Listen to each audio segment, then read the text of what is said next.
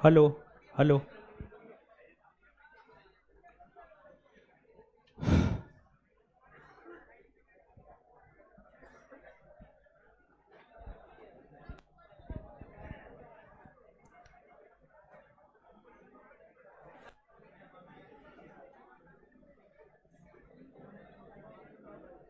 Live कीजिए class.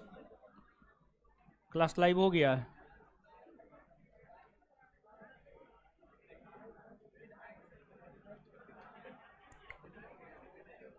चलिए, क्या हुआ? बैग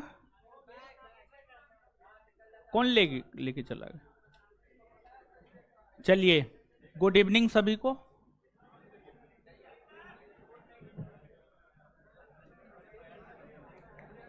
चलिए, शांत हो जाइए। अब शांत हो जाइए, हल्ला मत कीजिए। देखिए, आज से जो है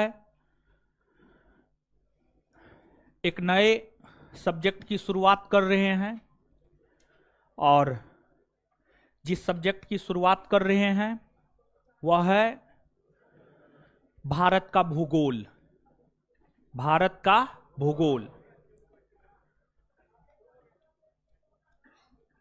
भारत के भूगोल को हमें पढ़ना है। और देखिए कि हम डेमो नहीं दिए हुए थे, हम डेमो कहीं नहीं दिए हुए हैं। सिर्फ डेमो जो है ऑनलाइन डेमो है, ऑफलाइन डेमो नहीं है। ऑफलाइन ये बैच तो पहले से ही चल रहा है, ठीक है, ये बैच पहले से ही चल रहा है, इसलिए ऑफलाइन डेमो का कोई सवाल ही नहीं था। ये लोग आई कार्ड चेक नहीं किया है, आई कार्ड चेक करना चाहिए। खैर छोड़िए, अब जो लोग आ गए हैं तो ठीक है, आ गए हैं, कोई बात नहीं है। उधर पीछे में देख लीजिए, जो भी कोचिंग के स्टाफ है, देखिए पीछे में टीवी उबी चल रहा है। पीछे में, पीछे वाले क्लासरूम में सब जगह चल रहा है। क्या जगह नहीं है? चलिए ठीक है, बैठाइए, कैसे भी एडजस्ट कीजिए सबको, ठीक है।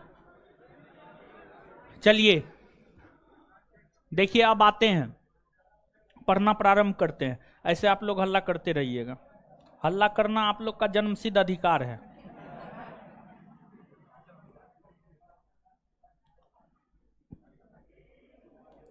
लेकिन आई कार्ड चेक कीजिए, जो भी कोचिंग के स्टाफ हैं सबको बोल रहे हैं कल से आई कार्ड चेक कीजिए। ये कोई नया बैच थोड़े है जी, यानी बैच में नया सब्जेक्ट है, बैच में नया सब्जेक्ट है, समझ गए?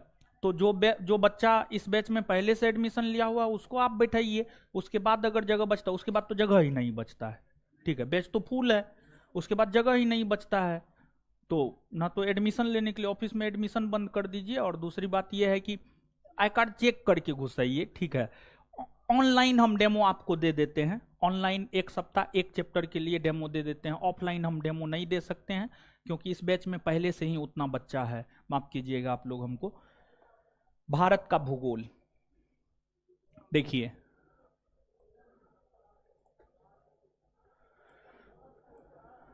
भारत का भूगोल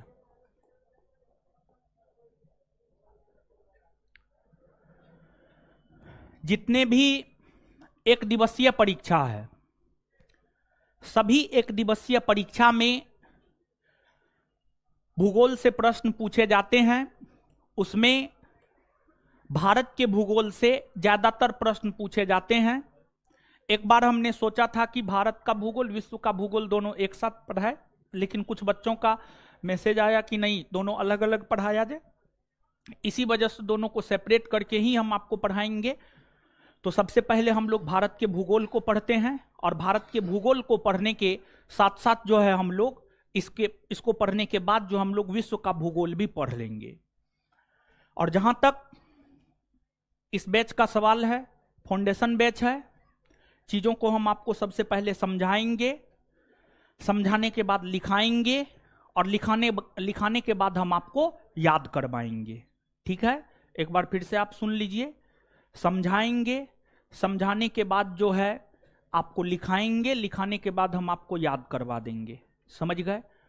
और जहां तक ऑब्जेक्टिव क्वेश्चन का सवाल है, ऑब्जेक्टिव क्वेश्चन जो है आंसर के साथ उपलब्ध करवा देंगे, आप अपना याद कर लीजिएगा। ऑब्जेक्टिव क्वेश्चन आंसर के साथ उपलब्ध करवा देंगे, आप अपना याद कर लीजिएगा। याद करना होगा याद कीजिएगा, नहीं याद करना होगा आप नहीं कीजिएगा, ये आपका काम है।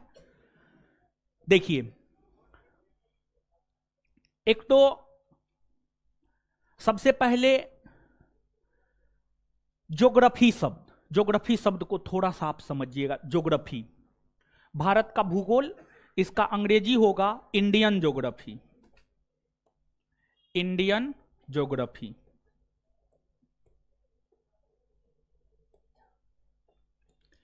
Indian geography. तो यहां पर तो इंडियन मतलब भारत या भारतीय, ज्योग्राफी मतलब भूगोल। ज्योग्राफी ग्रीक भाषा के दो शब्द जियो प्लस ग्राफो से मिलकर बना है। जो ज्योग्राफी है, ज्योग्राफी, और कोई लड़का बोला था कि आगे वाला बेंच जो है, यानी आगे वाला बेंच पे कोई बैठा हुआ था, उसको खाली उली करवाए हैं आप लोग। कोई बेंच यहाँ पर रिजर्व नहीं है, जो पहले आएगा पहले बैठेगा, समझ गए। किसी को उठाने की कोई जरूरत नहीं है, ये गलत बात है। अभी हमको जाकर कोई लड़का कंप्लेन किया है कि आगे वाला बेंच पे हमको उठा दिया गया है, ठीक है। कोई बेंच रिजर्व नहीं है, यहाँ पर रिजर्व की कोई पद्धति नहीं है। जो पहले आएगा पहले बैठेगा, जो बाद में आएगा बाद में बैठेगा, ये गलत बात है, समझ गए। तो अगर आप उठाए हैं आगे से नहीं उठाइएगा कोई, ठीक है। दादागिरी एकदम नहीं, आराम से पढ़ने के लिए आए हैं। देखिए, आपको ज्यादा गर्मी है, किताब पे उतारिए ना जी, 8 घंटा के बदला 12 घंटा किताब पढ़िए ना, समझ गए। पढ़ने के लिए आराम से पढ़िए, रिक्वेस्ट है मेरा, निवेदन है आपसे, समझ गए। ज्योग्राफी ग्रीक भाषा के दो शब्द, ग्रीक भाषा के दो शब्द जियो प्लस ग्राफो, ग्राफो से मिलकर बना है। जियो प्लस ग्राफो से मिलकर बना है, जिसमें जियो, जियो का अर्थ होता है पृथ्वी, जियो का अर्थ होता है पृथ्वी, और ग्राफो का अर्थ होता है वर्णन या अध्ययन, वर्णन या अध्ययन, वर्णन या अध्ययन। अर्थात ज्योग्राफी का शाब्दिक अर्थ क्या हुआ? पृथ्वी का अध्ययन, पृथ्वी का अध्ययन, पृथ्वी का वर्णन, पृथ्वी का वर्णन, पृथ्वी का अध्ययन।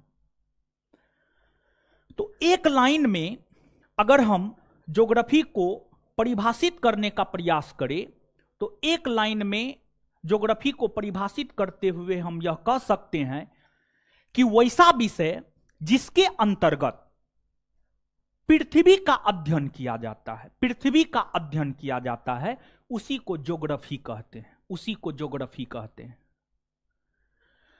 और जो ज्योग्राफी है, इस शब्द का प्रयोग पहली बार इरेटोस्थनीज, इरेटोस्थनीज, जो ज्योग्राफी शब्द है, ज्योग्राफी शब्द का प्रयोग पहली बार इरेटोस्थनीज, ग्रीक, ग्रीक जिसको यूनान कहते हैं, यूनान भी कहते हैं, ग्रीक या यूनान के रहने वाले थे, समझ गए।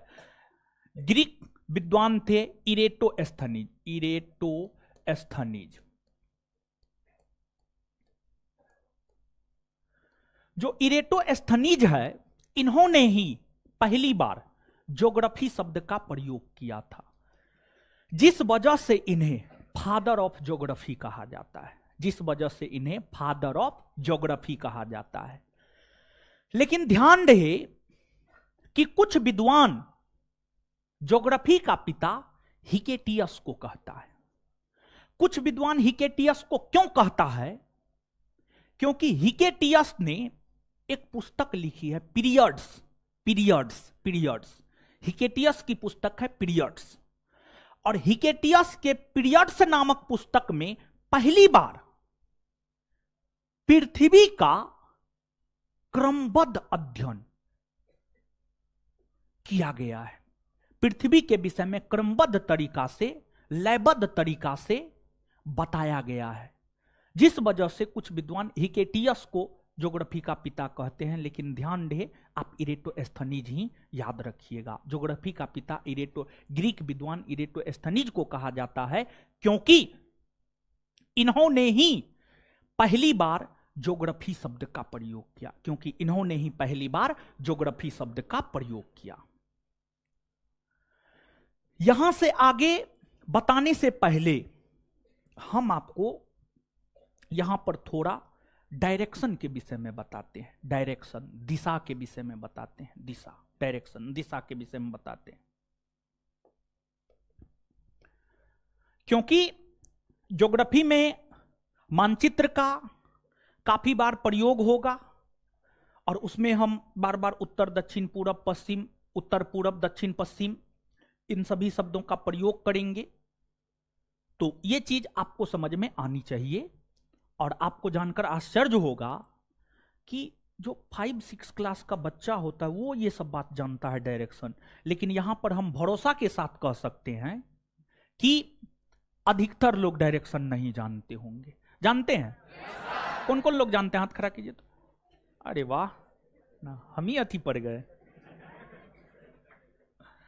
नहीं, एक बच्चा है मेरे बगल में, एक बच्चा रहता है, वो आकर के जो है हमसे पूछता है, 6 क्लास में वो पढ़ता है और हमको पूरा याद है कि 6 क्लास में हम थे तो हम उतना चीज नहीं जानते थे। समझिए, वो आकर के पूछता है कि कैप ऑफ गुड होप कहाँ है। समझिए, कैप ऑफ गुड होप कहाँ है, अंडमान निकोबार द्वीप समूह कहाँ है, लक्षद्वीप कहाँ है, समझ गए, सहारा मरुस्थल कहाँ है। जब जनरल कंपटीशन में आए तब हम ये सब चीज जाने। और देखिए 6 साल का बच्चा आज ये सब चीज पढ़ रहा है। तो बताइए कि निश्चित तौर पर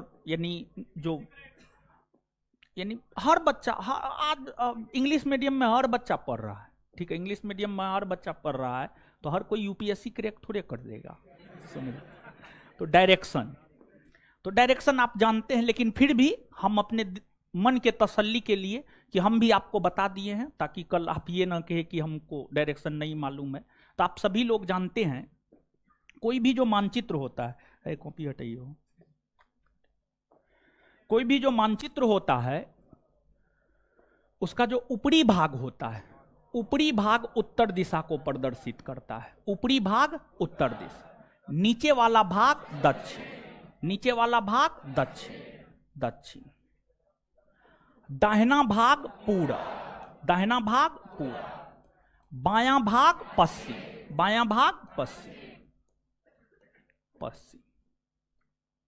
ठीक है, तो ये उत्तर हो गया, ये दक्षिण हो गया, ये पूरब हो गया और ये पश्चिम हो गया। ठीक है, पश्चिम हो गया।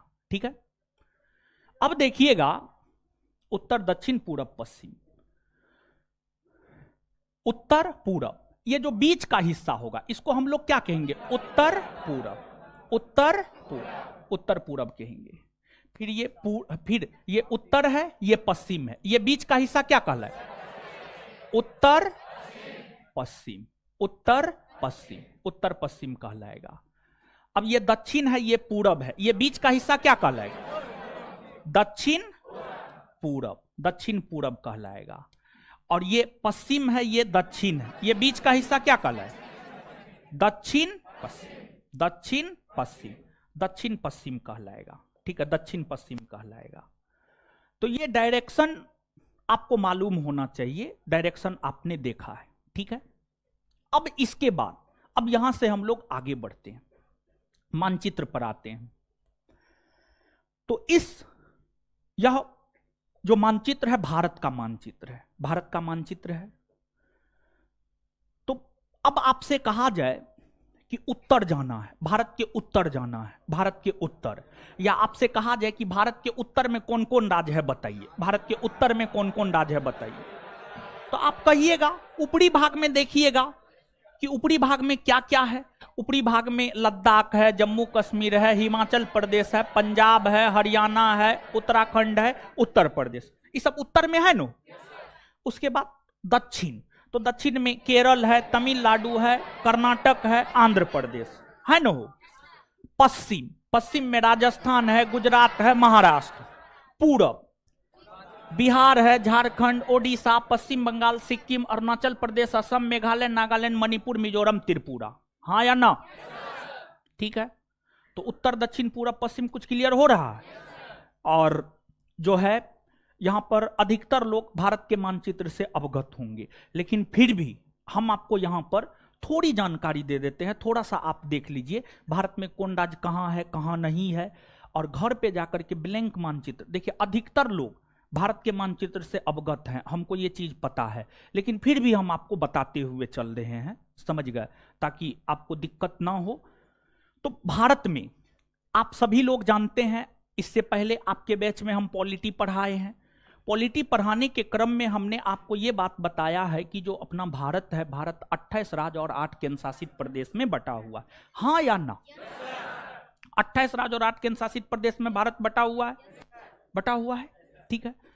अब भारत जो 28 राज्य और 8 केंद्र शासित प्रदेश में बटा हुआ है, समझ गए, इसमें आप मानचित्र पर देख सकते हैं 28 राज्य और 8 केंद्र शासित प्रदेश कौन कौन है। तो 8 केंद्र शासित प्रदेश में लद्दाख 1, जम्मू कश्मीर 2, चंडीगढ़ 3, दिल्ली 4, दादर नगर हवेली दमन और द्वीप 5, लक्षद्वीप 6, फिर जो है इधर आपको पुडुचेरी 7 और अंडमान निकोबार द्वीप समूह 8, अंडमान निकोबार द्वीप समूह 8, ये 8 केंद्र शासित प्रदेश है। तो एक बार देख लीजिएगा, लद्दाख यहां पर है, ये लद्दाख केंद्र शासित प्रदेश है, सबसे उत्तर में है एकदम लद्दाख है। फिर उसके नीचे में जम्मू कश्मीर है, पहले लद्दाख और कश्मीर, जम्मू कश्मीर दोनों एक ही हुआ करता था, जम्मू कश्मीर कहलाता था, आज 2 भाग में बट गया है, एक आपको लद्दाख कहलाता है और एक आपको जम्मू कश्मीर कहलाता है। तो 2 केंद्र शासित प्रदेश यहां हो गया।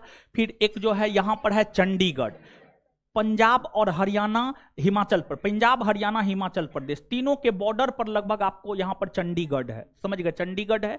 फिर यहां पर हरियाणा और उत्तर प्रदेश के बीच में यहां पर दिल्ली है, हरियाणा और उत्तर प्रदेश के बीच में यहां पर क्या है, दिल्ली, यहां पर दिल्ली है, समझ गए, दिल्ली है। फिर यहां पर दादर नगर हवेली और दमन और द्वीप है, दादर नगर हवेली और दमन और द्वीप है। फिर यहां पर लक्षद्वीप है, क्या है, लक्षद्वीप है। फिर यहां पर पुडुचेरी है, क्या है, पुडुचेरी है। और पुडुचेरी के बाद यहां पर अंडमान निकोबार द्वीप समूह, क्या है, अंडमान निकोबार द्वीप समूह है। ये तो केंद्र शासित प्रदेश की अवस्थिति को आपने देखा, केंद्र शासित प्रदेश की अवस्थिति को आपने देखा। अब इन केंद्र शासित प्रदेशों में एक केंद्र शासित प्रदेश है, उसका नाम है पुडुचेरी। जैसे इस बात से आप अवगत होंगे कि जो अपना राज्य बिहार है, यहां पर अधिकतर बिहार के छात्र ही होंगे, जो अपना राज्य बिहार है, बिहार में टोटल 38 जिला है, हाँ या ना? बिहार में टोटल 38 जिला है। उसी प्रकार से एक केंद्र शासित प्रदेश है, उसका नाम है पुडुचेरी में टोटल 4 जिला। कितना जिला? पुडुचेरी में कुल कितना जिला? 4 जिला। और पुडुचेरी में जो 4 जिला है, उन 4 जिला से हम आपको अवगत करवा देते हैं। एक तो माहे है, दूसरा आपको यनम है, तीसरा आपको कराईकल है,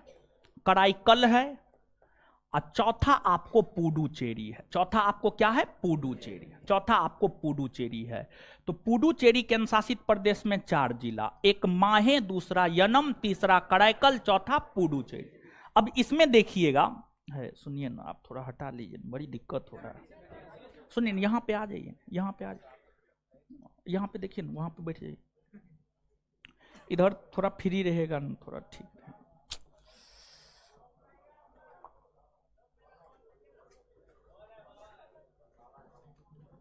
है। किसी पे कमेंट करना गलत बात है, ठीक है, क्या है ना है उससे कोई मतलब ना है। कमेंट कीजिएगा, मान लिया जाए कि एक बात बताइए आप हमको, ठीक है, आप स्वयं सोचिए, आप दूसरे पे कमेंट कर रहे हैं, आप पे कोई कमेंट करेगा, आपको अच्छा लगेगा? नहीं लगेगा, समझ गए? तो ये गलत काम नहीं, समझ गए? देखिए समझिएगा, जो माहे जिला है वह आपको यहां पर है, और ये केरल राज्य है। कौन राज्य है? केरल। माहे यहां पर है और ये केरल राज्य है। फिर यनम यहां पर है और ये आंध्र प्रदेश राज्य है, और पुडुचेरी यहां पर है और कराईकल यहां पर है। तो आप देख सकते हैं कि जो पुडुचेरी केंद्र शासित प्रदेश है, पुडुचेरी केंद्र शासित प्रदेश में 4 गो जिला, माहे, यनम, कराईकल, पुडुचेरी। माहे केरल में है। माहे कहां है? केरल। माहे यहां पर है, माहे कहां है? केरल में। फिर यनम यहां पर है, यनम कहां है? आंध्र प्रदेश में। पुडुचेरी और कराईकल दोनों तमिलनाडु में है। कहां है? तमिल। मतलब क्या हम ये बात कह सकते हैं कि पुडुचेरी भारत का एक ऐसा केंद्र शासित प्रदेश है जिसका विस्तार भारत के 3 अलग अलग राज्य में है, इसका विस्तार केरल में है, इसका विस्तार आंध्र प्रदेश में है और इसका विस्तार तमिलनाडु में है। इसका विस्तार क्या हम ये बात कह सकते हैं? हाँ या ना? कोई दिक्कत इसमें? कोई दिक्कत नहीं ना है? आपके नजरों के सामने है, सब चीज मानचित्र पे लिखा हुआ है, टोटल चीज मानचित्र पे लिखा हुआ है। तो ये तो केंद्र शासित प्रदेश के विषय में हुआ। अब इन केंद्र शासित प्रदेशों के अलावा भारत के राज्यों को आप देखिए, भारत का राज्य कौन कहाँ है, तो आप देख सकते हैं यहां पर हिमाचल प्रदेश है, पंजाब है, हरियाणा है, उत्तराखंड है, उत्तर प्रदेश है, राजस्थान है, गुजरात है, महाराष्ट्र है, मध्य प्रदेश है। फिर यहाँ पर छोटा सा राज्य गोवा है, कर्नाटक है, केरल है, तमिलनाडु है, आंध्र प्रदेश है, तेलंगाना है, ओडिशा है, छत्तीसगढ़ है, बिहार है, झारखंड है, वेस्ट बंगाल है, सिक्किम है, अरुणाचल प्रदेश, असम, मेघालय, नागालैंड, मणिपुर, मिजोरम, त्रिपुरा। ठीक है, तो ये भारत के राज्य हुए। कौन राज्य कहां पर है ये चीज हमने आपको बताया है। अब घर जाकर के जो है, अगर आप कमजोर है, ठीक है, अगर आप कमजोर है, देखिए कमजोर होना कोई गलत बात नहीं है, नहीं जानना ये कोई गलत बात नहीं है, लेकिन जब आपको बता दिया जाए तब आप उसको याद नहीं करें, तब आप उसको समझे नहीं, तब आप उसको ड्रॉ नहीं करें, तो ये गलत हो जाएगा। तो आप अधिकतर लोग इस बात से अवगत होंगे, हमको पूरा विश्वास है आप पे। लेकिन कुछ लोग ऐसे होंगे जिनको राज्यों की अवस्थिति के विषय में जानकारी नहीं होगी। वैसे जो भी लोग जिनको राज्यों की अवस्थिति के विषय में जानकारी नहीं है, जब छठा क्लास का बच्चा हर राज्य और केंद्र शासित प्रदेश को डिनोट कर देता है कि फलना राज्य फलना केंद्र शासित प्रदेश यहां पर है, तो आप स्वयं सोचिए कि आप इंटरमीडिएट करके आए होंगे, ग्रेजुएशन कर रहे होंगे, तो इतनी जानकारी तो आपको होनी चाहिए। समझ गए? तो एक ब्लैंक मानचित्र, आप मानचित्र जरूर खरीद लीजिएगा, समझ गए? मानचित्र आप जरूर खरीद लीजिएगा और मानचित्र पर जो है इन चीजों को, सभी राज्य को डिनोट कर दीजिएगा। अगर आपको आता है तब कोई दिक्कत नहीं, एक बार देख लेना है, अगर नहीं आता है तो ब्लैंक मानचित्र लेकर कर लेना है। समझ गए? अब ये तो हम आपको बता दिए हैं। अब अगर हम भारत की बात करें, भारत भी तो विश्व का एक पार्ट है, विश्व का एक देश है।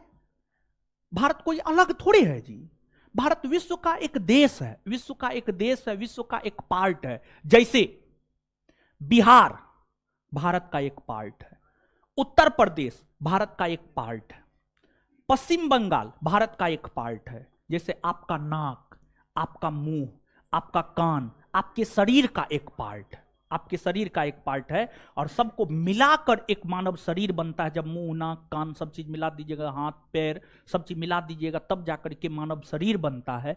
उसी प्रकार से विश्व के सभी देश, विश्व के सभी महादेश, विश्व के सभी महासागर, सभी द्वीप, सभी प्रायद्वीप, सब चीज को मिलाकर इस संसार का निर्माण हुआ है, सब चीज को मिलाकर इस संसार का निर्माण हुआ है।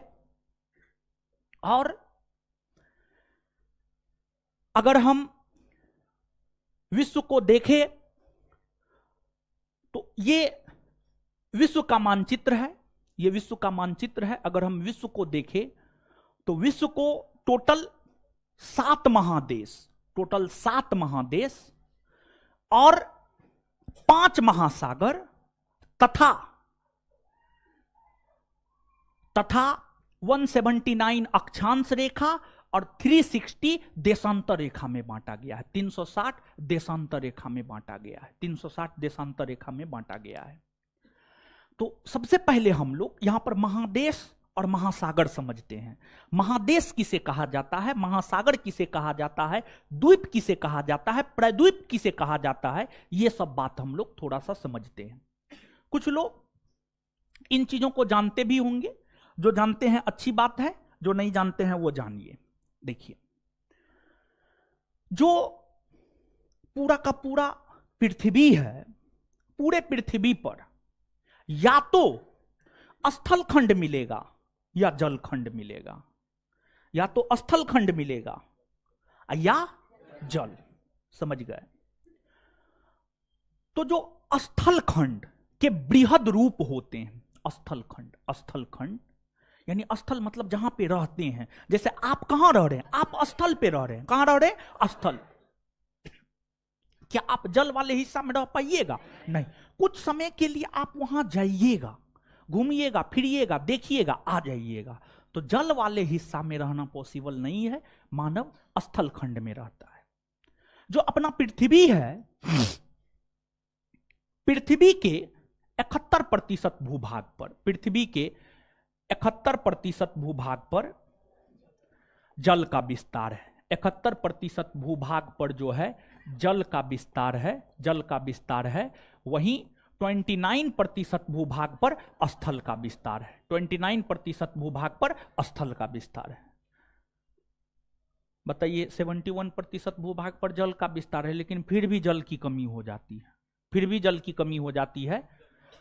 देखिए, जल की कमी नहीं होती है, बल्कि शुद्ध जल की कमी होती है, पीने योग्य पानी की कमी होती है। जल की कमी तो इस पृथ्वी पर कभी होगा ही नहीं, लेकिन जो पीने योग्य पानी है, जिसको हम पी सकते हैं, उसकी कमी हो जाती है। समझ गए? पीने योग्य पानी की कमी हो जाती है। और आप देख सकते हैं, ये नॉर्थ अमेरिका स्थल खंड का बृहद रूप है, बड़ा रूप है।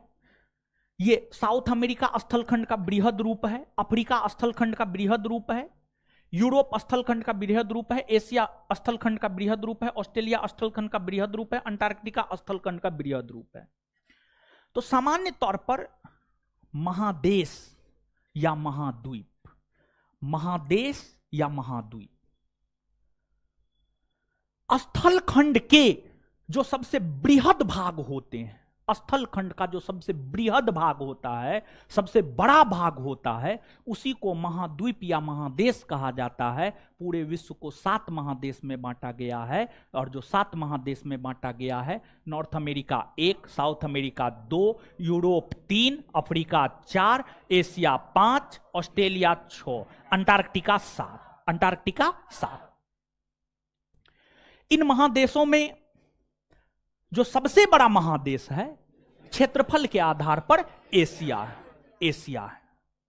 दूसरा सबसे बड़ा महादेश अफ्रीका, तीसरा उत्तरी अमेरिका, चौथा दक्षिणी अमेरिका, पांचवा अंटार्कटिका, छठा यूरोप, सातवां ऑस्ट्रेलिया।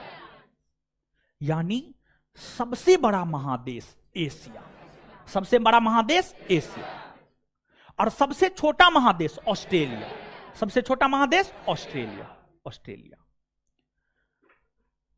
इसी प्रकार से विश्व को 5 महासागर में बांटा गया है। महासागर ओशिन, ओशिन, ओशिन।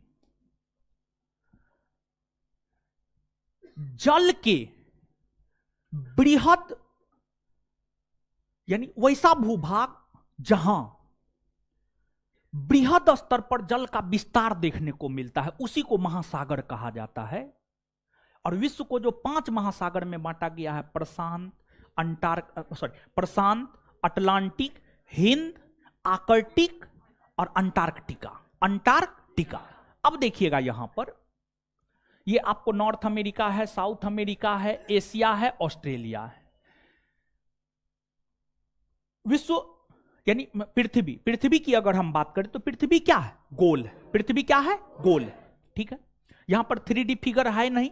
जब आप 3D फिगर को देखेंगे तो आपको ये पूरा का पूरा, ठीक है, ये जो पूरा एरिया आपको नजर आ रहा है, और इधर ये जो पूरा आपको नजर आ रहा है, समझ गए, ये पूरा, ये इधर से कनेक्ट हो जाएगा। ठीक है, इधर से कनेक्ट हो जाएगा, या फिर ये इधर से कनेक्ट हो जाएगा। यानी कहने का मतलब ये हुआ कि हम आपको यहां पर यह बात दिखाना चाहते हैं कि जो आपको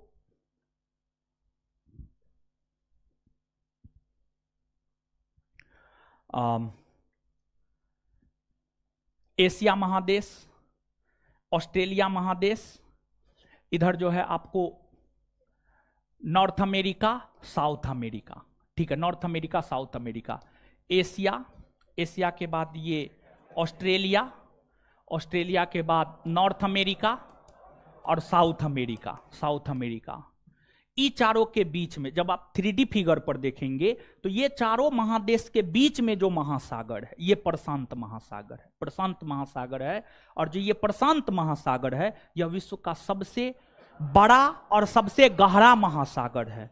विश्व की गहरी गहरी खाइयां प्रशांत महासागर में ही देखने को मिलती है, चाहे मेरियाना गर्त हो या फिर अन्य कोई भी गर्त हो, गहरी गहरी गर्त जो है यहीं पर आपको देखने को मिलती है। तो ये प्रशांत महासागर है, और जो प्रशांत महासागर है यह विश्व का सबसे बड़ा और गहरा महासागर है। तो ये प्रशांत महासागर हो गया।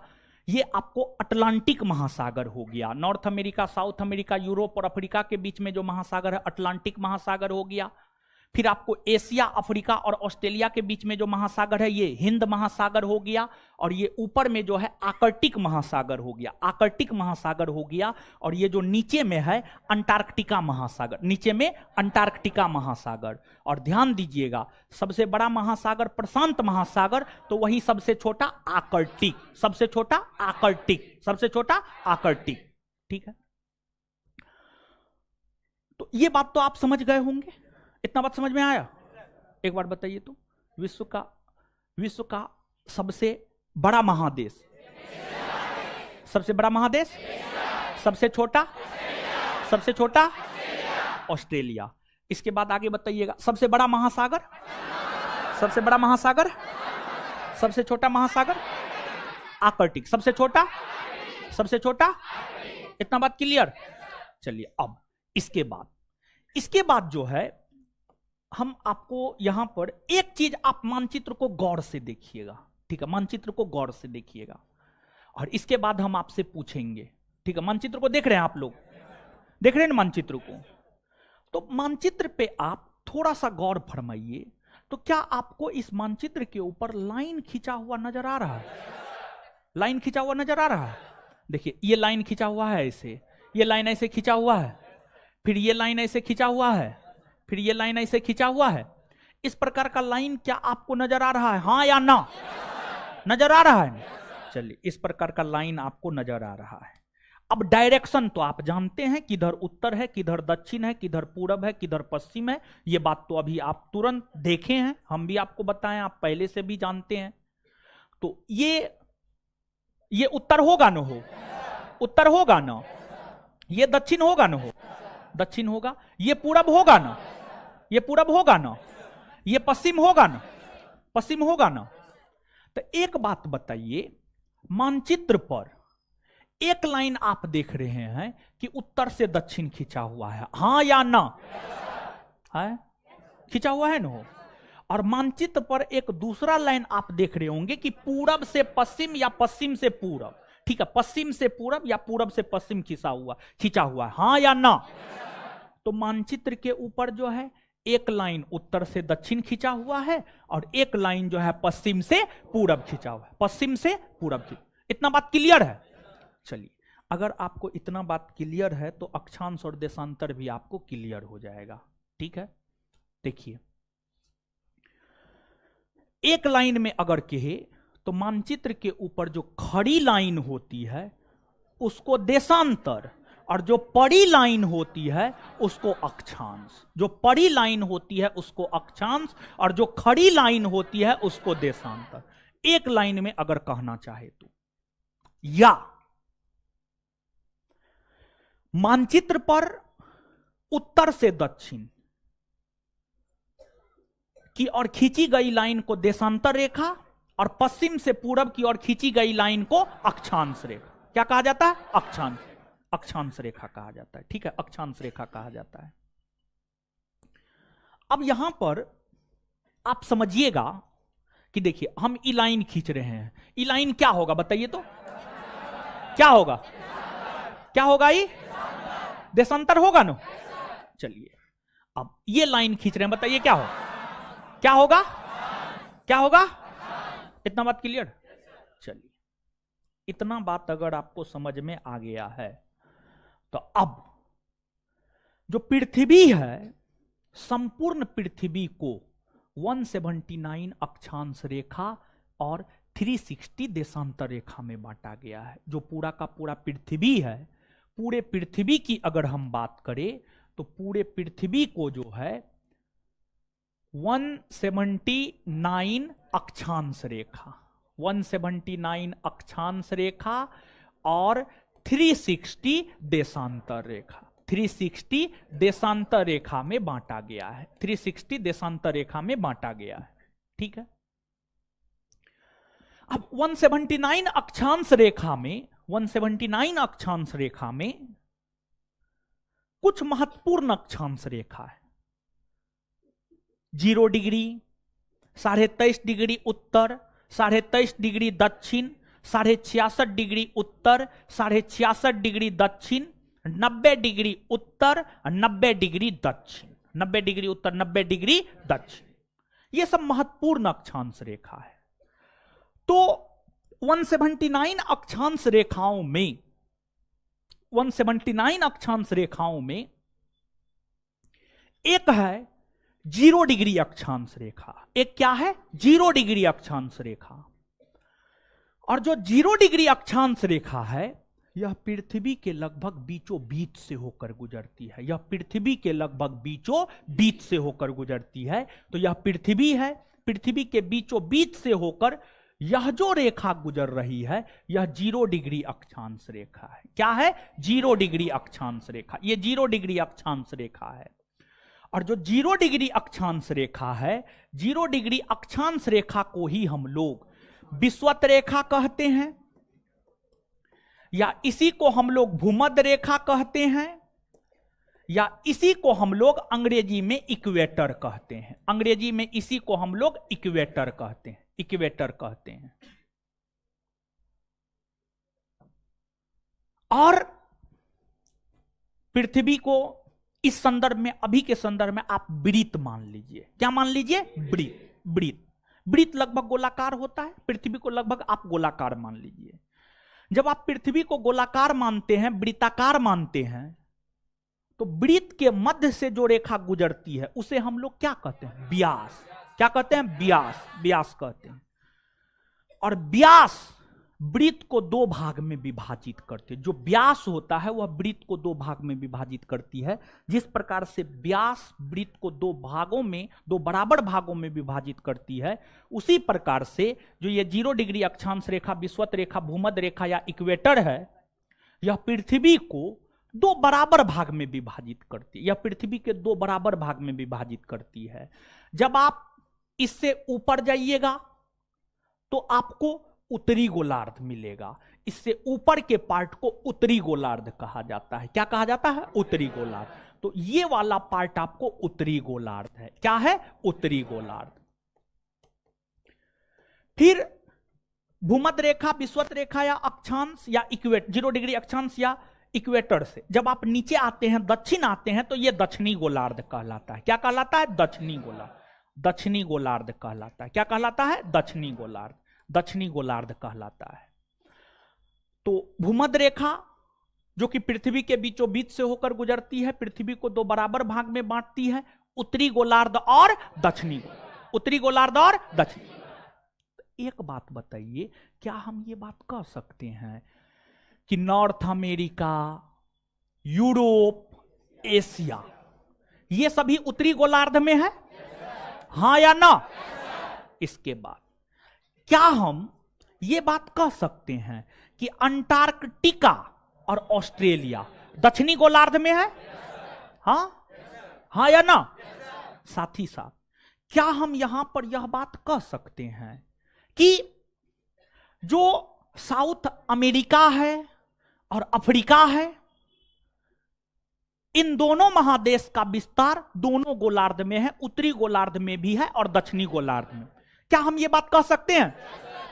हाँ या ना? इसमें कोई कंफ्यूजन नहीं ना? इसमें तो कोई कंफ्यूजन नहीं होना चाहिए। ये तो बहुत बड़ा बात थोड़े है जी, बहुत बड़ा बात तो नहीं है, समझ गए? अब इसके बाद आते हैं भारत। भारत पर आते हैं। तो जो भारत है, भारत एशिया महादेश में है और भारत यहां है। ये आपको भारत है, समझिए, ये आपको भारत है।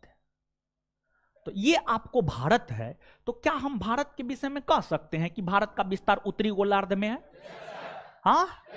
भारत पूरी तरीका से उत्तरी गोलार्ध, भारत पूरी तरीका से उत्तरी गोलार्ध में है। ये बात क्लियर है?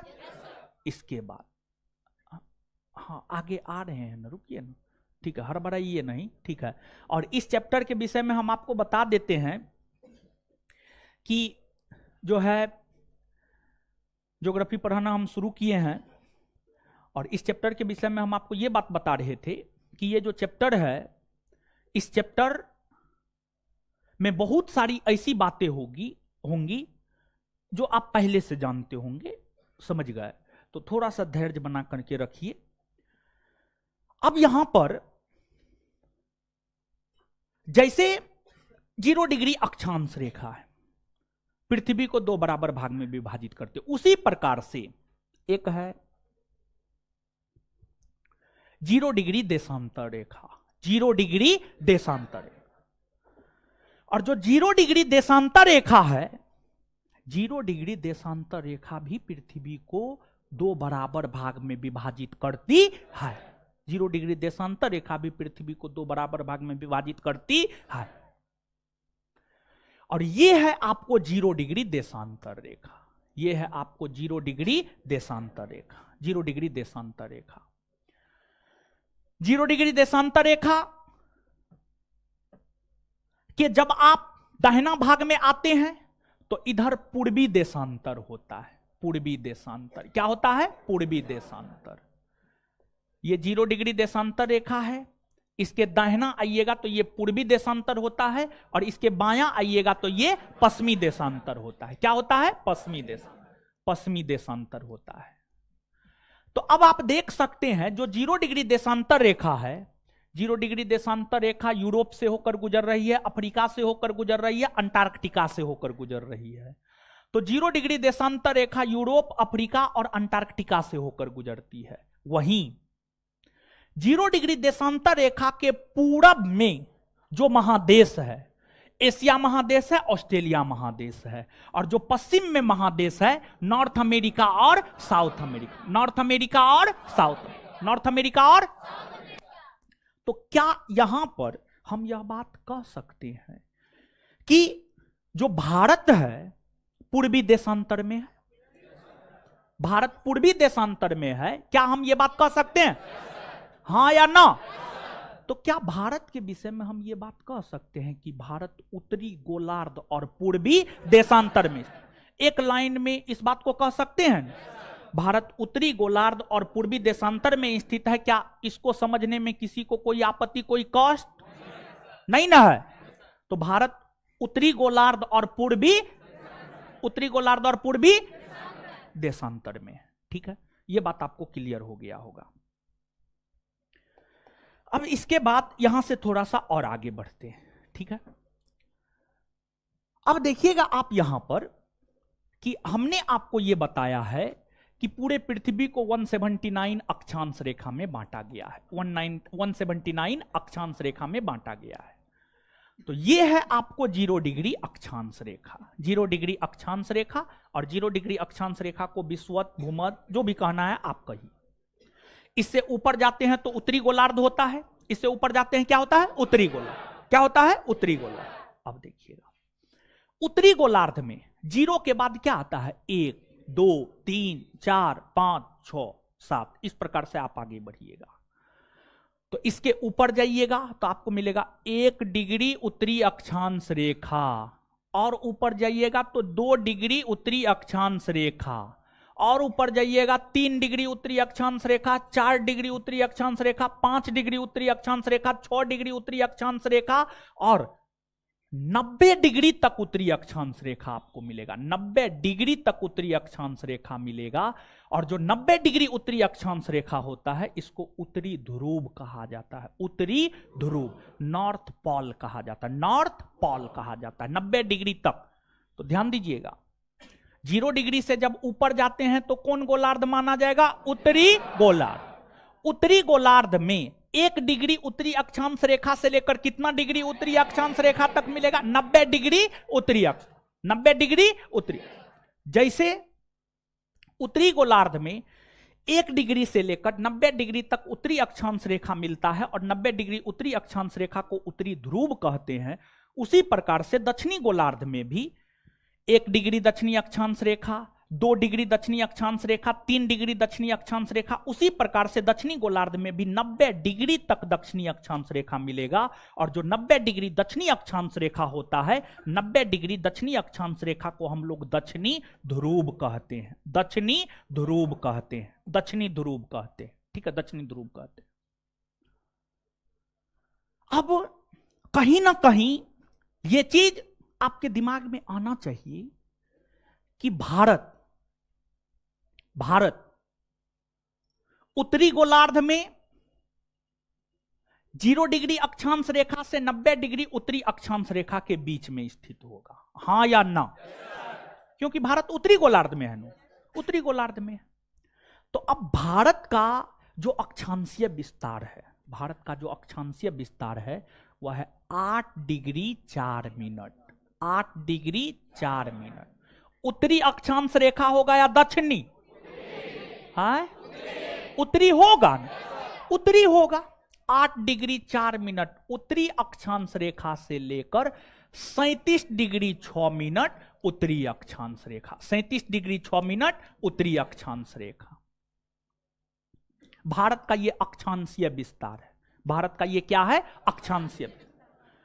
तो क्या हम यह बात कह सकते हैं भारत उत्तरी गोलार्ध में 8 डिग्री उत्तरी अक्षांश रेखा से 37 डिग्री 6 मिनट उत्तरी अक्षांश रेखा के बीच में फैली हुई है, हां या ना?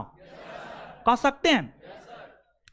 अब एक बात बताइएगा, 8 डिग्री 4 मिनट उत्तरी अक्षांश रेखा, 8 डिग्री 4 मिनट उत्तरी अक्षांश रेखा और 37 डिग्री 6 मिनट उत्तरी अक्षांश रेखा के बीच में 23.5 डिग्री उत्तरी अक्षांश रेखा आएगा या नहीं आएगा? जैसे 5 और 15 के बीच में 10 आएगा, 5 और 15 के बीच में 10 आएगा, तो वैसे ही 8 डिग्री 4 मिनट उत्तरी अक्षांश रेखा और 37 डिग्री 6 मिनट उत्तरी अक्षांश रेखा के बीच में 23.5 डिग्री उत्तरी अक्षांश रेखा नहीं आएगा, आएगा।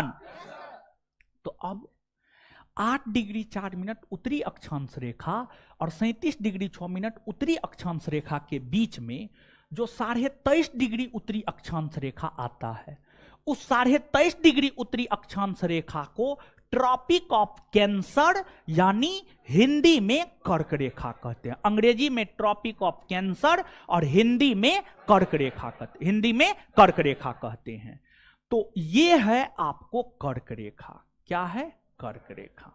ये आपको कर्क रेखा है, कर्क रेखा है। तो 8 डिग्री 4 मिनट उत्तरी से 37 डिग्री 6 मिनट उत्तरी के बीच में 23.5 डिग्री उत्तरी अक्षांश रेखा आता है और 23.5 डिग्री उत्तरी अक्षांश रेखा को हम लोग क्या कहते हैं? कर्क रेखा। 23.5 डिग्री उत्तरी अक्षांश रेखा को क्या कहते हैं? कर्क रेखा। मतलब कर्क रेखा भारत से होकर गुजरती है या नहीं गुजरती है? गुजरती है ना। कर्क रेखा भारत से होकर गुजरती है। अब कर्क रेखा भारत से होकर गुजरती है। कर्क रेखा भारत के 8 राज्यों से होकर गुजरती है। कर्क रेखा भारत के 8 राज्यों से होकर गुजरती है। और कर्क रेखा भारत के जिन 8 राज्यों से होकर गुजरती है वो है गुजरात, राजस्थान, मध्य प्रदेश, छत्तीसगढ़, झारखंड, पश्चिम बंगाल, त्रिपुरा और मिजोरम।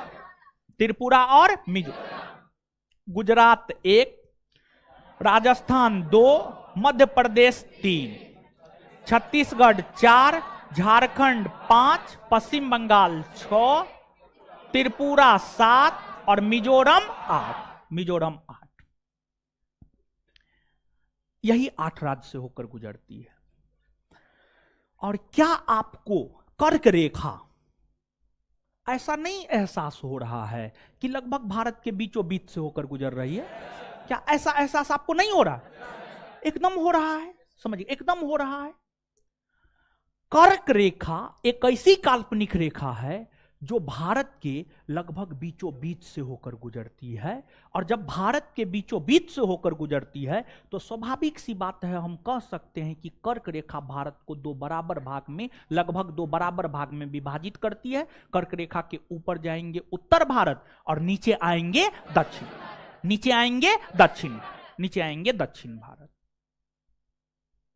अब जब आप कर्क रेखा के ऊपर जाइएगा उत्तर भारत, नीचे आइएगा दक्षिण भारत, ठीक है। यूपीपीसीएस का पूछा हुआ यह क्वेश्चन है, कौन ऐसी काल्पनिक रेखा है जो भारत को लगभग दो बराबर भाग में विभाजित करती है, तो इसका उत्तर होगा कर्क रेखा। क्या होगा? कर्क। अब देखिएगा कि कर्क रेखा जो भारत के 8 राज्यों से होकर गुजरती है, उसको याद रखने का ट्रिक है मित्र पर गमछा झाड़। लेकिन हम एक नया ट्रिक इजाद किए हैं, गरम छाछ पी तृप्ति मिलेगी। समझ गए? गरम छाछ पी तृप्ति मिलेगी, गरम छाछ पी तृप्ति मिलेगी। ग से गुजरात, र से राजस्थान, म से मध्य प्रदेश, छ से छत्तीसगढ़, झ से झारखंड, प से पश्चिम बंगाल, त्र से त्रिपुरा, मी से मिजोरम, मी से। देखिए एक बात बताइए, ये भारत है, भारत का ये कौन भाग है? हो कौन भाग? पश्चिम या पूरब? पश्चिम ना हो, पश्चिम, पश्चिम। और जब ये भारत का पश्चिमी भाग है तो स्वाभाविक सी बात है, ये क्या हो जाएगा? भारत का पूर्वी भाग। क्या हो जाएगा? पूर्वी भाग, पूर्वी भाग। तो एक बात आप देखिएगा, कर्क रेखा भारत के पश्चिम में सबसे पहले गुजरात, फिर राजस्थान, फिर मध्य प्रदेश, फिर छत्तीसगढ़, झारखंड, पश्चिम बंगाल, त्रिपुरा और मिजोरम। इस ट्रिक को देखिए, ग से गुजरात, फिर र से राजस्थान, म से मध्य प्रदेश, छ से छत्तीसगढ़, झ से झारखंड, प से पश्चिम बंगाल, त्र से त्रिपुरा, मी से। तो मित्र पर गमछा झाड़ के बदले अगर आप इस ट्रिक को याद रख लीजिएगा तो आपको पश्चिम से पूरब में क्रम भी याद हो जाएगा, पश्चिम से पूरब में क्रम भी याद हो जाएगा। फिर क्रम अलग से करने की कोई जरूरत नहीं है। अगर मान लिया जाए कि पश्चिम से पूरब में क्रम आपको याद है और पूरब से पश्चिम में पूछ दिया तो क्या आप नहीं बता पाइए? बता दीजिएगा। तो मित्र पर गमछा झाड़ पुराना हो गया है, उसको भूल करके नया ये ट्रिक आप याद रख लीजिएगा। देखिए यहां पर एक चीज बताते हैं, हर बैच में बताते हैं तो आपके बैच में भी बता रहे हैं, ठीक है। छाछ समझते हैं क्या होता है? समझते होंगे आप लोग ऐसे ही बहुत समझदार है, समझ गए। देखिए गांव घर की जो महिला होती है ना, ऐसे महिला कंजूस होती है, ठीक है।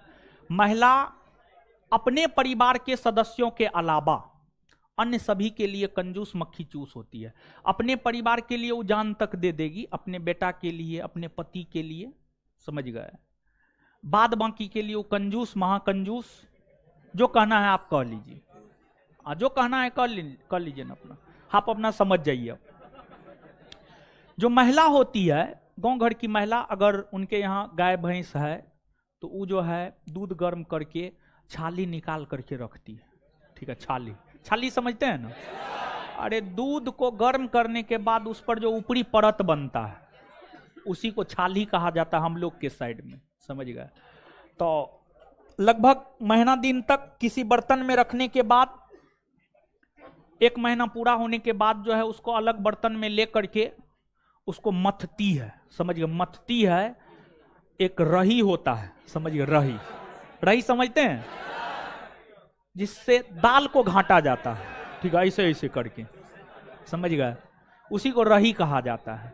तो एक बर्तन में छाली लेकर के जो है उसको मथती है, तो फिर होता यह है कि क्रीम ऊपर आ जाता है और जलीय पदार्थ नीचे चले जाते हैं, ठीक है। तो जो क्रीम ऊपर आ जाता है उसको जब आप आग पे चढ़ाइएगा तो उससे घी प्राप्त होता है। और जो पानी होता है, पानी को देहाती भाषा में घोड़ कहा जाता है, इसमें घोड़ कहा जाता है, घोड़, समझे? हाँ जो भी है समझे। गांव घर में जिस रोज ये काम होता है उस रोज उसके परिवार में जो है बड़ी बजका बनेगा, समझ गए, क्योंकि उसमें जो है उसका प्रयोग हो जाता है। ठीक है, वही जो पानी का बचा यानी दूध का छाली का जो बचा हुआ पानी वाला पार्ट होता है, उसी को जब सुधा जैसी कंपनी, अमूल जैसी कंपनी पैक कर देती है तो उसी को छाछ कहा जाता है, समझ गए। और छाछ मुख्य तौर पर जब आपके पेट का आंतरिक क्रिया ठीक ठाक नहीं होता है, खाना उना सही से नहीं पच रहा होता है, तब जाकर के जो है छाछ पीता है लोग। और जब छाछ पीजिएगा तो थोड़ा सा जो है पेट ठीक ठाक हो जाएगा, संतुष्टि मिलेगा, तृप्ति। तृप्ति का मतलब सेटिस्फैक्शन, समझ गए, सेटिस्फैक्शन मतलब संतुष्टि, समझिए, संतुष्टि मिलेगा। तो गर्मी के मौसम में छाछ पीजिए जिससे आपको तृप्ति मिलेगा, संतुष्टि मिलेगा। इस संदर्भ में समझ करके जो है आप इसको याद रख सकते हैं। अब इसके बाद आप देख सकते हैं कुछ राज्यों से होकर तो कर्क रेखा गुजरती है, लेकिन कर्क रेखा के ऊपर में जाइएगा तो ये उत्तर भारत होता है और नीचे आइएगा तो दक्षिण भारत होता है। अब बिहार दरोगा बीपीएससी आज तक यही पूछा है कि कर्क रेखा भारत के निम्नलिखित में से कौन राज्य से होकर गुजरती है, कौन राज्य से होकर नहीं गुजरती है। लेकिन बिहार पुलिस पूछा है निम्नलिखित में से कौन भारतीय राज्य कर्क रेखा के उत्तर में, कर्क रेखा के उत्तर में। ये बिहार पुलिस का क्वेश्चन है। अब बिहार दरोगा बीपीएससी का क्वेश्चन है किन राज्यों से होकर कर्क रेखा गुजरती है या नहीं गुजरती है। मतलब बीपीएससी बिहार दरोगा से टप कौन है? बिहार पुलिस ऑन मेरिट अगर कोई लड़का निकालता है, ऑन मेरिट, ऐसे 99% लड़का धांधलिए से निकालते, इसलिए बिहार पुलिस का हम वैल्यू नहीं देते हैं, समझ गए। देखिए बिहार पुलिस का परीक्षा उसी से निकलता है जिसका सेटिंग होता है, जो अंदर से रंगवाता है, समझ गए। ये सब काम धड़ल्ले से होता है, समझ गए। और आपको विश्वास नहीं होगा, आप यहां पर बिहार पुलिस का तैयारी करते रह जाइएगा, आपका कोई गांव वाला भाई जो दिन भर भैंस चराता है, पता चलेगा उसको वर्दी लग गया, समझ गए। ऐसा एग्जाम्पल आप लोग को मिला है, एकदम मिला होगा, समझ गए। तो परीक्षा में धांधली होता है, ये जग जाहिर है, ये कोई छुपी बात नहीं है, समझ गए। तो इसलिए कलयुग है ये, छल कपट सब चीज लगाइए, साम दंड भेद सब चीज, जैसे सफलता मिल जाए तो वैसे, समझ गए। यहां पर कलयुग में राजा हरिश्चंद्र बनने की जरूरत नहीं है। अगर आप राजा हरिश्चंद्र बने दिक्कत है, फिर जल्दी नौकरी नहीं लगेगा, ये सत्य है। चलिए देखिए, तो अब बिहार पुलिस पूछा है तो यहां पर जानना तो जरूरी हो जाता है कि कौन उत्तर में है, कौन दक्षिण में। तो अब देखिएगा, लद्दाख, जम्मू कश्मीर, हिमाचल प्रदेश, पंजाब, हरियाणा, उत्तराखंड, उत्तर प्रदेश, बिहार, सिक्किम, अरुणाचल प्रदेश, असम, मेघालय, नागालैंड, मणिपुर, ये सभी ऐसे भारतीय राज्य है जो कर्क रेखा के उत्तर में, कर्क रेखा के उत्तर में, कर्क रेखा के उत्तर में। और देखिए क्वेश्चन कितना टफ किया था, जानते हैं? जो ऑप्शन दिया था, ऑप्शन ई वाला राज्य का दिया था। बिहार पुलिस का काम देखिए, ठीक है। ऑप्शन में क्या सब था? मिजोरम, मणिपुर, मिजोरम, मणिपुर, ओडिशा, छत्तीसगढ़, ओडिशा, छत्तीसगढ़, ये सब था ऑप्शन में। यानी क्वेश्चन ये था, निम्नलिखित में से कौन भारतीय राज्य कर्क रेखा के उत्तर में है? ऑप्शन सुनिए, मिजोरम, मणिपुर, त्रिपुरा, मिजोरम, मणिपुर, ओडिशा, छत्तीसगढ़। आंसर होगा मणिपुर। क्या होगा? देखिए इधर वाला जो है ना थोड़ा सा याद नहीं रहता है, ठीक है, इधर वाला थोड़ा सा याद नहीं रहता है। एक चीज यहां पर आप जानिए कि ये जो 7 गो राज्य है ना, अरुणाचल प्रदेश सबसे ऊपर में, अरुणाचल प्रदेश है, फिर ये असम है, मेघालय है, नागालैंड है, मणिपुर है, मिजोरम है और त्रिपुरा है। गिनिएगा तो 7 गो हो जाएगा। अरुणाचल प्रदेश 1, असम 2, मेघालय 3, नागालैंड 4, मणिपुर 5, मिजोरम 6, त्रिपुरा 7। इन 7 राज्यों को 7 सिस्टर, 7 बहनों वाली राज्य कहा जाता है। और इन 7 राज्यों को 7 सिस्टर यानी 7 बहनों वाली राज्य इस वजह से कहा जाता है क्योंकि ये सभी राज्य परस्पर एक दूसरे पर निर्भर है, परस्पर एक दूसरे पर निर्भर है। क्यों निर्भर है? आप किसी और पर क्यों निर्भर होते हैं? मान लिया जाए कि आपके रूम में आप रात में 12 बजे खाना बनाने के लिए गए और मान लिया जाए कि नमक ही नहीं, ठीक है, नमक ही नहीं है। बिना नमक का खाना बनेगा? तो पड़ोसी से लीजिएगा ना। तो मतलब आपके पास नमक नहीं है तो आप पड़ोसी पर निर्भर हुए नमक के लिए। तो निर्भरता किसी के ऊपर, जैसे कि मान लीजिए अभी आप अपने गार्जियन के ऊपर निर्भर है, अभी आप अपने माता पिता के ऊपर निर्भर है। अभी आप अपने माता पिता के ऊपर निर्भर इसलिए हैं क्योंकि आप कमाते नहीं हैं, आप कमाते नहीं है इसलिए माता पिता के ऊपर निर्भर है। अगर कमाने लगिएगा तो माता पिता के ऊपर निर्भर थोड़े रहिएगा, नहीं रहिएगा। तो मतलब कहीं ना कहीं आपकी कमजोरी है कि आप कमाते नहीं, इसलिए माता पिता के ऊपर निर्भर है। तो इन राज्यों में, सब राज्य में सब चीज का उत्पादन नहीं होता है। कोई राज्य गेहूं उगाता है तो कोई चावल, और कोई सरसों उगाता है तो कोई मक्का।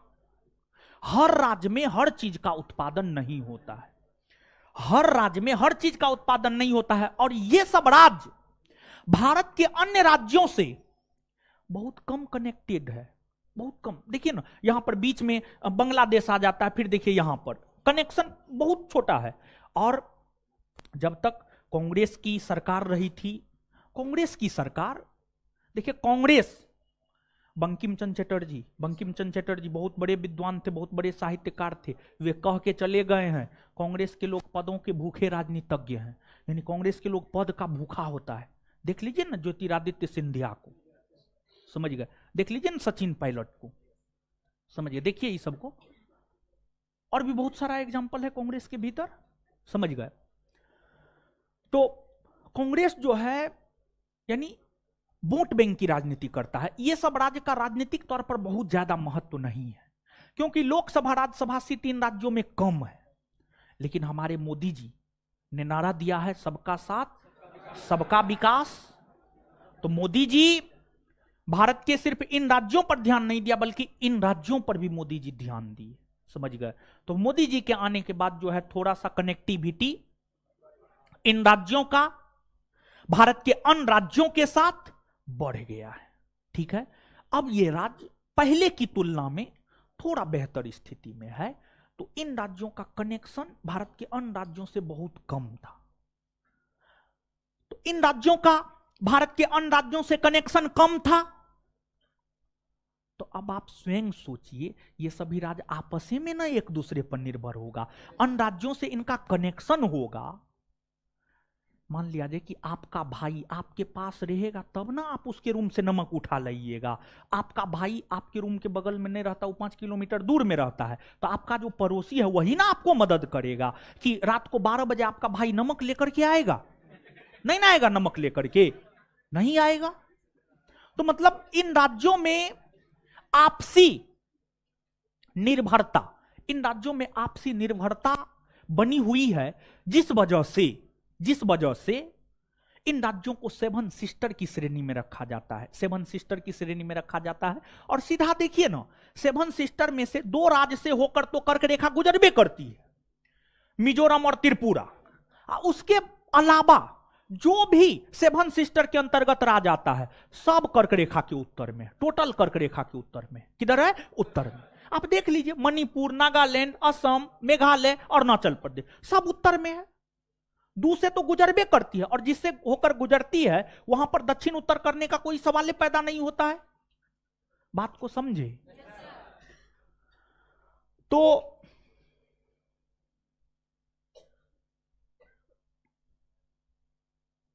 और एक बार कम करना, चलिए। तो यहां पर हम कह सकते हैं कि लद्दाख, जम्मू कश्मीर, हिमाचल प्रदेश, पंजाब, हरियाणा, उत्तराखंड, उत्तर प्रदेश, बिहार, सिक्किम, अरुणाचल प्रदेश, असम, मेघालय, नागालैंड, मणिपुर, ये सभी कर्क रेखा के उत्तर में, कर्क रेखा के उत्तर में। फिर महाराष्ट्र, गोवा, कर्नाटक, केरल, तमिलनाडु, आंध्र प्रदेश, तेलंगाना, ओडिशा, ये सभी राज्य कर्क रेखा के दक्षिण में है। हाँ या ना? कह सकते हैं ना? तो कौन राज्य कर्क रेखा से होकर गुजरती है? कर्क रेखा किन किन राज्यों से होकर गुजरती है? कौन राज्य कर्क रेखा के उत्तर में है और कौन राज्य कर्क रेखा के दक्षिण में है? ये सब बात क्लियर क्लियर हो गया ना? यहां से अब हम लोग थोड़ा सा आगे बढ़ते हैं, ठीक है?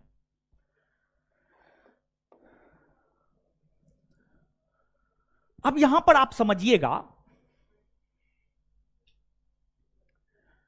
ऊपर में उत्तर है ना हो, 90 डिग्री उत्तरी अक्षांश रेखा उत्तरी ध्रुव, 90 डिग्री उत्तरी अक्षांश रेखा उत्तरी ध्रुव, उत्तरी ध्रुव, यहां पर उत्तरी ध्रुव है, उत्तरी ध्रुव है। उसी प्रकार से नीचे आइएगा तो नीचे 90 डिग्री दक्षिणी अक्षांश रेखा है ना हो, और 90 डिग्री दक्षिणी अक्षांश रेखा को दक्षिणी ध्रुव, 90 डिग्री दक्षिणी अक्षांश रेखा को दक्षिणी ध्रुव क्या कहा जाता है? दक्षिणी ध्रुव, दक्षिणी ध्रुव, दक्षिणी ध्रुव। वैसी काल्पनिक रेखा जो उत्तरी ध्रुव को दक्षिणी ध्रुव से मिलाती है। अब उत्तरी ध्रुव को दक्षिणी ध्रुव से मिलाएगी तो उत्तर से दक्षिणे में ना लाइन खींचा जाएगा कि पूरब से पश्चिम में खींचा जाए? पूरब से पश्चिम में खींच करके उत्तरी ध्रुव को दक्षिणी ध्रुव से आप मिला पाइएगा? नहीं मिला पाइएगा। तो वैसी काल्पनिक रेखा जो उत्तरी ध्रुव को दक्षिणी ध्रुव से मिलाती है उसी को देशांतर रेखा कहा जाता है। क्या कहा जाता है? देश। और ये 0 डिग्री देशांतर रेखा है। 0 डिग्री देशांतर रेखा पूरे पृथ्वी को 2 भागों में विभाजित करती है। इससे दाहिना जाइएगा तो पूर्वी देशांतर, इससे बायां आइएगा तो पश्चिमी देशांतर। क्या होता है? पश्चिमी देशांतर। अब जब हम 0 डिग्री के दाहिना जाते हैं तो पूर्वी देशांतर, तो इधर 0 डिग्री के बाद 1 डिग्री पूर्वी देशांतर रेखा, 2 डिग्री पूर्वी देशांतर रेखा, 3 डिग्री पूर्वी देशांतर रेखा, 4 डिग्री पूर्वी देशांतर रेखा, 5 डिग्री पूर्वी देशांतर रेखा। इस प्रकार से आप आगे बढ़ते जाइएगा तो इस प्रकार से आपको 180 डिग्री पूर्वी देशांतर रेखा तक मिलेगा। 180 डिग्री पूर्वी देशांतर रेखा तक आपको मिलेगा। उसी प्रकार से जब आप 0 डिग्री के बायां साइड आइएगा तो यहां पर पश्चिमी देशांतर, और पश्चिमी देशांतर में भी 1 डिग्री पश्चिमी देशांतर रेखा, 2 डिग्री पश्चिमी देशांतर रेखा, 3 डिग्री पश्चिमी देशांतर रेखा, और इधर भी 180 डिग्री तक पश्चिमी देशांतर रेखा मिलेगा। 180 डिग्री तक पश्चिमी देशांतर रेखा मिलेगा। समझ गए? तो एक है 0 डिग्री देशांतर रेखा, यह है 0 डिग्री देशांतर रेखा, 0 डिग्री देशांतर रेखा, 0 डिग्री देशांतर रेखा, और 0 डिग्री देशांतर रेखा के पूरब में 180 डिग्री तक पूर्वी देशांतर रेखा, और 0 डिग्री देशांतर रेखा के पश्चिम में 180 डिग्री तक पश्चिमी देशांतर रेखा, 180 डिग्री तक पश्चिमी देशांतर। तो क्या हम यह बात कह सकते हैं कि जो अपना देश भारत है वह 0 डिग्री देशांतर रेखा और 180 डिग्री पूर्वी देशांतर रेखा के बीच में स्थित है? हाय बोलिए ना, हाँ या ना? कह सकते हैं ना? 0 डिग्री और 180 डिग्री पूर्वी के बीच में है जी, यहां पर भारत है ना जी? ठीक है, यहां पर भारत है।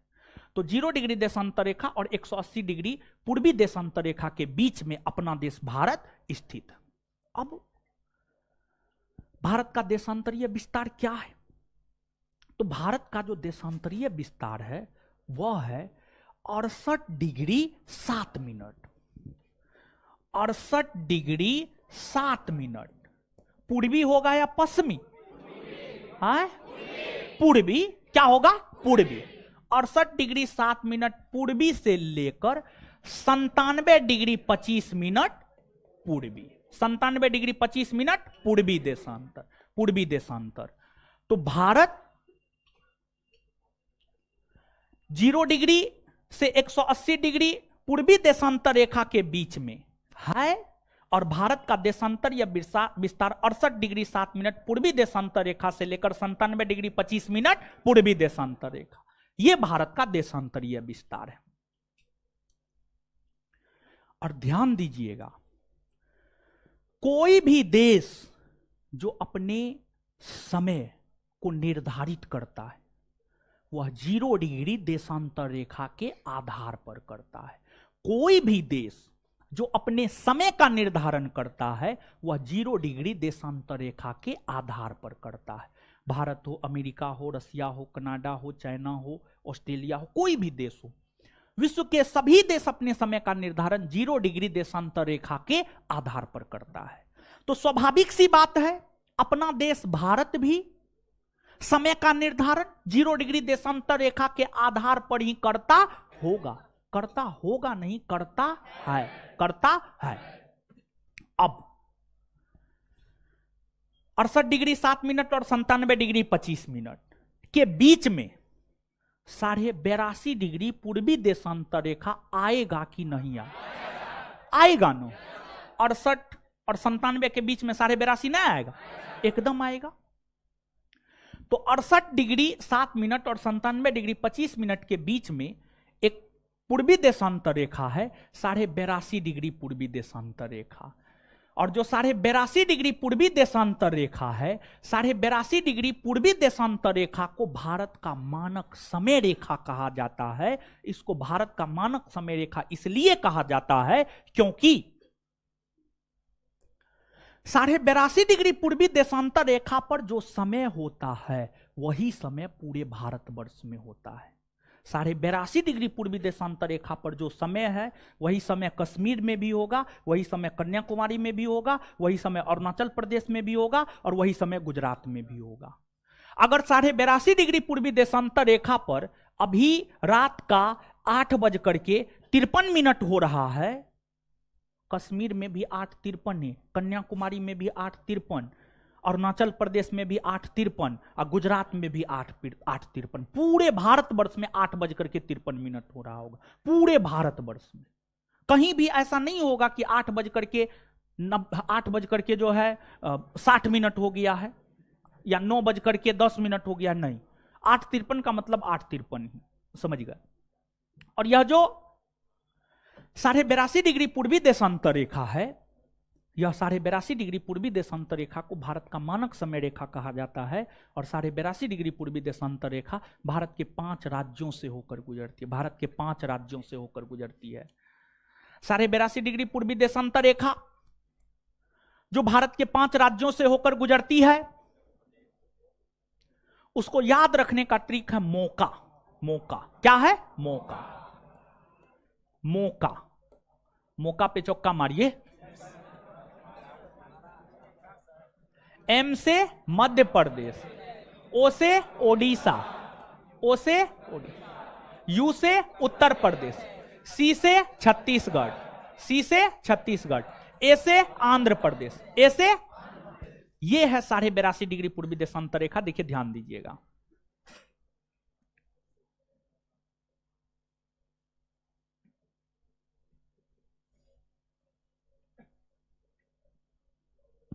देखिए, उत्तर प्रदेश से होकर गुजर रही है, मध्य प्रदेश से होकर गुजर रही है, छत्तीसगढ़ से होकर गुजर रही है, ओडिशा से होकर गुजर रही है और आंध्र प्रदेश से होकर गुजर रही है। तो उत्तर प्रदेश 1, मध्य प्रदेश 2, छत्तीसगढ़ 3, ओडिशा 4, आंध्र प्रदेश 5। ये 5 राज्य से होकर गुजरती है। और इस पर जो समय है वही समय पूरे भारतवर्ष में होगा। चाहे इसके पश्चिम आ जाइए या इसके पूरब चले जाइए या इसके उत्तर चले जाइए या इसके दक्षिण चले जाइए, कहीं भी चले जाइए, समय वही होगा जो 82.5 डिग्री पूर्वी देशांतर रेखा पर होगा। अब यहां पे आप थोड़ा गौर कीजिए। जब आप थोड़ा गौर करेंगे तो क्या हम ये बात कह सकते हैं कि लद्दाख, जम्मू कश्मीर, हिमाचल प्रदेश, पंजाब, हरियाणा, उत्तराखंड, राजस्थान, गुजरात, महाराष्ट्र, गोवा, कर्नाटक, केरल, तमिलनाडु, आंध्र प्रदेश, तमिलनाडु, तेलंगाना, ये सभी 82.5 डिग्री पूर्वी देशांतर रेखा के पश्चिम में है? कह सकते हैं? एकदम कह सकते हैं। साथ ही साथ क्या हम ये कह सकते हैं बिहार, झारखंड, बंगाल, सिक्किम, अरुणाचल प्रदेश, असम, मेघालय, नागालैंड, मणिपुर, मिजोरम, त्रिपुरा, ये सभी 82.5 डिग्री पूर्वी देशांतर रेखा के पूरब में है? हाँ, कह सकते हैं ना? हाँ या ना? अब इसके अलावे देखिए, आप थोड़ा गौर कीजिएगा थोड़ा गौर कीजिएगा तो आपको यहां पर पता चलेगा कि जो 23.5 डिग्री उत्तरी अक्षांश रेखा यानी कर्क रेखा है और जो 82.5 डिग्री पूर्वी देशांतर रेखा यानी जिसे भारत का मानक समय रेखा कहा जाता है, एक दूसरे को काट रही है, एक दूसरे को यहां पर काट रही है। और ये राज्य है छत्तीसगढ़। कौन राज्य है? मतलब कर्क रेखा और 82.5 डिग्री पूर्वी देशांतर रेखा एक दूसरे को छत्तीसगढ़ राज्य में प्रतिच्छेद करती है, एक दूसरे को छत्तीसगढ़ राज्य में काटती है। क्या हम ये बात कह सकते हैं? हाँ या ना? अब इसके अलावे थोड़ा सा आप और गौर कीजिएगा कि जो कर्क रेखा है और 82.5 डिग्री पूर्वी देशांतर रेखा है, ये दोनों ऐसी काल्पनिक रेखा है जो भारत के दो राज्यों से होकर गुजरती है, जो भारत के दो राज्यों से होकर, दोनों रेखा भारत के दो राज्य से होकर गुजरती है। एक मध्य प्रदेश और दूसरा छत्तीसगढ़। देखिए आप, मध्य प्रदेश से होकर कर्क रेखा गुजर रही है।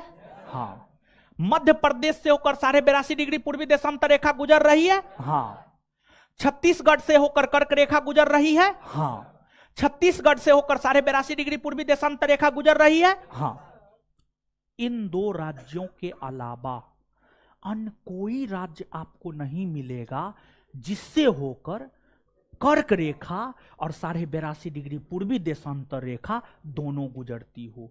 इन दो राज्यों के अलावा तीसरा आपको कोई नहीं मिलेगा। ये काफी शानदार क्वेश्चन है, बहुत बेहतरीन क्वेश्चन, बहुत अच्छा क्वेश्चन है। आज तक कोई कंपटीशन इस प्रश्न को नहीं पूछा है कि कौन से दो ऐसे राज्य हैं जिनसे होकर कर्क रेखा और 82.5 डिग्री पूर्वी देशांतर रेखा दोनों गुजरती है। यह क्वेश्चन नहीं पूछा है, पूछा जा सकता है। समझिए, पूछा जा सकता है।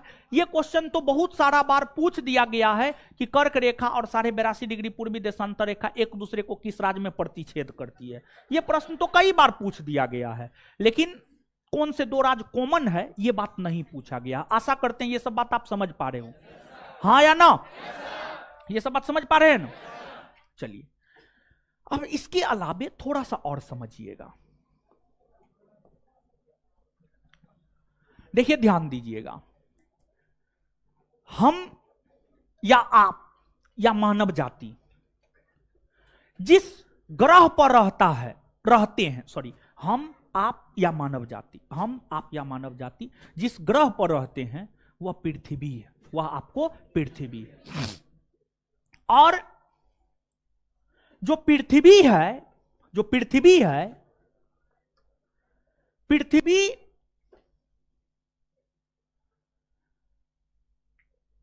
सूर्य की परिक्रमा करता है। पृथ्वी सूर्य की परिक्रमा करता है। देखिए, हम लोगों को एक सौरमंडल के विषय में पढ़ना होता है। सौरमंडल वर्ल्ड ज्योग्राफी का पार्ट है, वर्ल्ड ज्योग्राफी का पार्ट सौरमंडल है।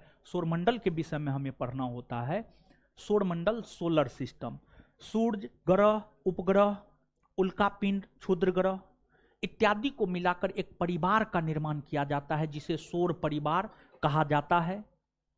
सौर परिवार के अंतर्गत जितने भी सदस्य होते हैं, चाहे वह ग्रह हो, उपग्रह हो, उल्का हो, क्षुद्र ग्रह हो, सभी को उष्मा और प्रकाश की प्राप्ति सूर्य से होती है। सभी को उष्मा और प्रकाश की प्राप्ति सूर्य से होती है। तो ग्रह, उपग्रह सबको उष्मा और प्रकाश की प्राप्ति सूर्य से होती है। तो पृथ्वी एक ग्रह है। पृथ्वी को उष्मा और प्रकाश की प्राप्ति किससे होती होगी? सूर्य से। किससे होती होगी? सूर्य से। तो पृथ्वी को भी उष्मा और प्रकाश की प्राप्ति किससे होती है? सूर्य से। और जैसे घर में पिताजी हैं, कमाने वाले पिताजी हैं, पिताजी कमा कर लाते हैं, सब लोग खाते हैं। तो सूर्य पूरा एनर्जी कमाता है और ग्रह, उपग्रह सब खाता है। अब पिताजी से अगर पैसा लेना है तो ऐसे पिताजी पैसा दे देंगे? 72 बार चक्कर कटवाएंगे तब जाकर के अंतिम में देंगे। समझ गए? तो अब ऐसे तो सूर्य उष्मा प्रकाश नहीं दे देगा। तो ग्रह सूर्य की परिक्रमा करता है, पृथ्वी भी सूर्य की परिक्रमा करता है। पृथ्वी जब सूर्य की परिक्रमा करता है तब जाकर उसको उष्मा और प्रकाश की प्राप्ति होती है। उष्मा और प्रकाश की, ये सब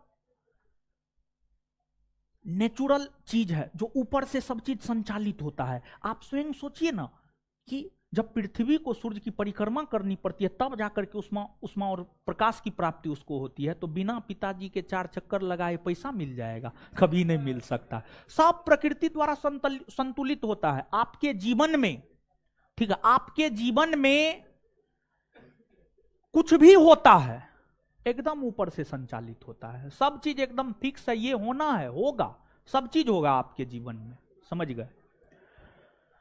तो अब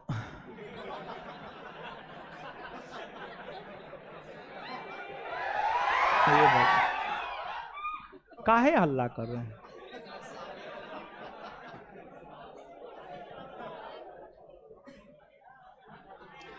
आप लोग का शादी होगा?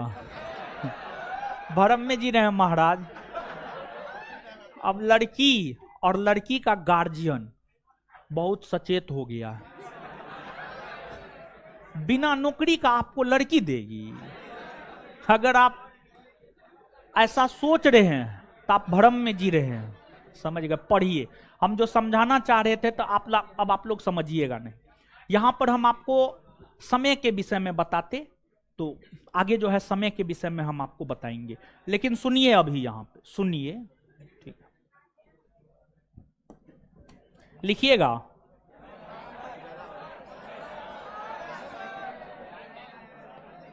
नहीं लिखिएगा।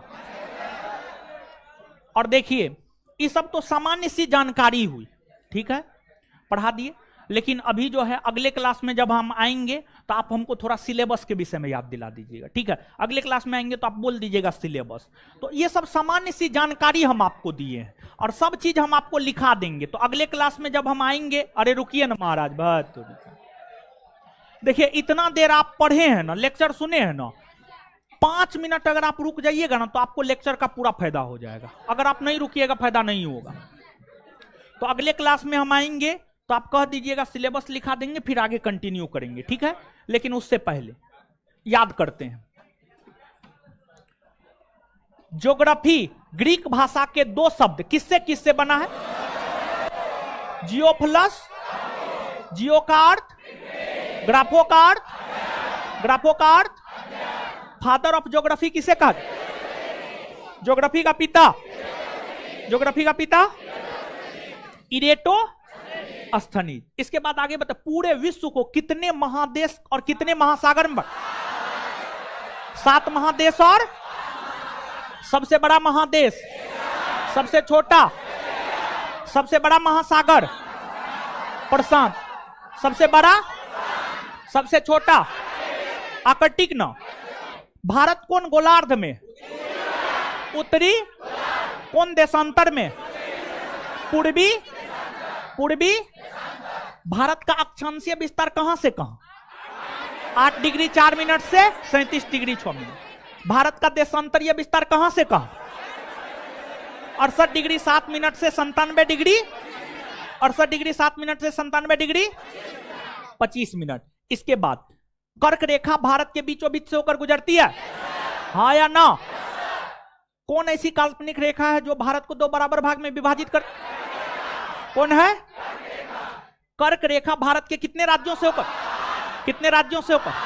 पहला, दूसरा, तीसरा, चौथा, पांचवा, छठा, सातवां, आठवां। क्लियर है? इसके बाद 82.5 डिग्री पूर्वी देशांतर रेखा भारत का मानक समय रेखा है। कितने राज्यों से होकर? कितने राज्यों से? पहला, दूसरा, तीसरा, चौथा, पांचवा। अच्छा, कर्क रेखा और 82.5 डिग्री पूर्वी देशांतर रेखा एक दूसरे को कहां काटती है? कहां काटती है? छत्तीसगढ़ में। कौन से 2 राज्य है जहां से कर्क रेखा 82.5 डिग्री पूर्वी देशांतर रेखा दोनों गुजरती है? मध्य प्रदेश और मध्य प्रदेश और इतना बात क्लियर है? बिहार कर्क रेखा के उत्तर में या दक्षिण में?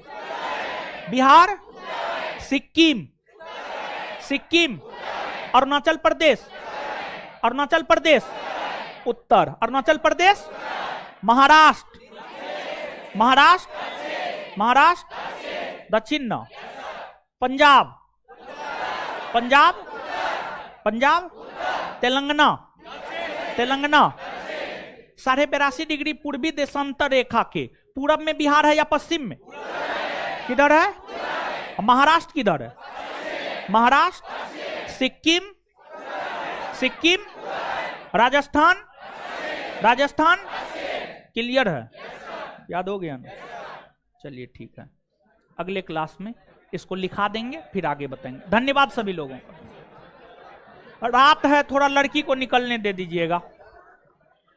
देखिए कितना 2 मिनट तो टाइम लगा। लड़की को थोड़ा निकलने दे दीजिएगा, रात है, लड़की को निकलने दे दीजिएगा भाई जी लोग।